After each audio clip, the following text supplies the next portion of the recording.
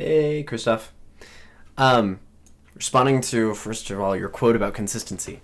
That's the whole thing about consistency. You can't always be 100%. I don't know how I feel about that. I kind of think the point of consistency is being 100% more of the time. Um, so I guess that does allow for like some bits of not, but I think those bits of not being a little bit more intentional. So instead of just accidentally forgetting, clarifying ahead of time, okay, I'm going into this thing and it's going to make it a little bit more difficult to record. Either clarifying before, hey, I'm going to take a break from it for a day, or saying just the forethought before it instead of letting it just be controlled by situation.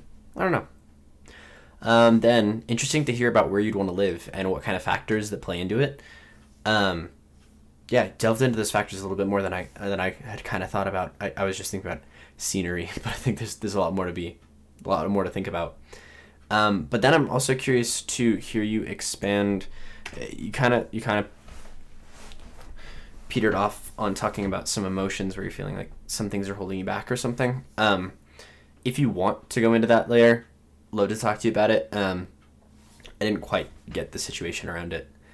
On identity, choosing / setting an identity feels weird, and I definitely feel that. Me personally, what I think I have to get used to is something along the lines of this quote: abandoning all possible lives for one only. And that's kind of what some of these choices feel like when I'm choosing to be a person, or choosing to act like someone. I think there are some features. There are always going to be positive pros and cons to the different features.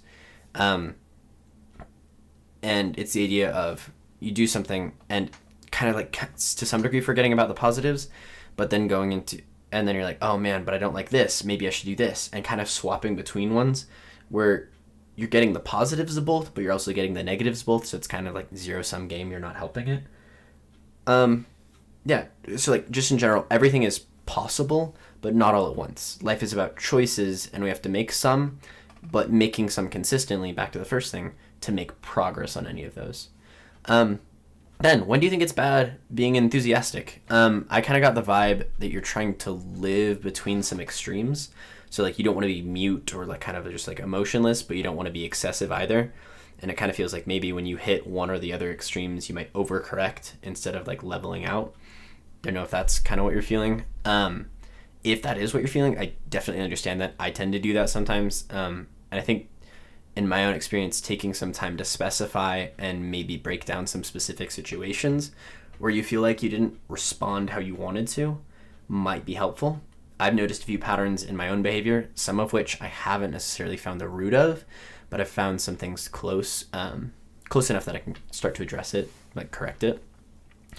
One of which is I tend to overshare in a lot of conversations, and I think that usually happens when I feel like I'm losing the other person, or when I feel like the other person doesn't respect me to some degree.